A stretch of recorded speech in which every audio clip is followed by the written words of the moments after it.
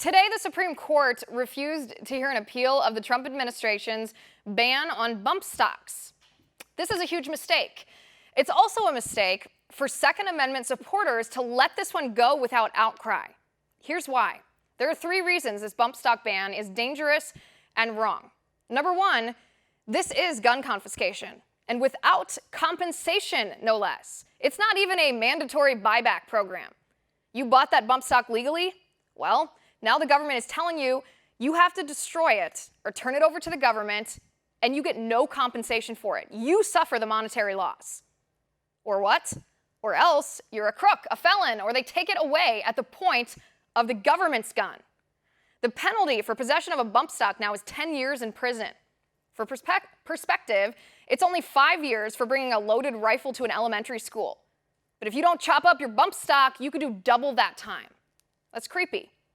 Number 2, what's the justification for this ban, you might be asking? Well, the Trump administration has reclassified bump stocks as machine guns, which is ignorant. Even Obama's ATF rejected this argument because it's simply not true.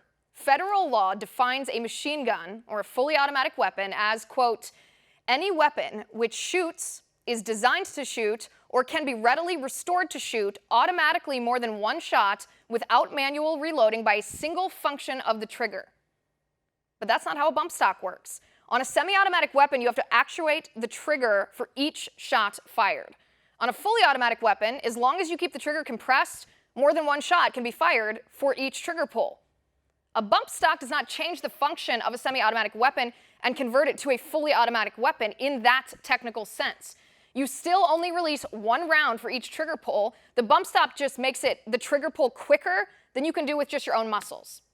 But a bump stock does not convert a semi-automatic weapon to an automatic weapon by the definition in federal law. Number 3, this reason builds on reason number 2. Congress has the exclusive right to make new laws, not the executive branch. If Congress wants to pass a bill that redefines a machine gun or bans bump stocks, go ahead and try. That's your jurisdiction. But the executive branch cannot redefine something that's codified into our law to suit their purposes. This bump stock ban is essentially inventing a definition different than current law, which is inventing a new law. That is unconstitutional.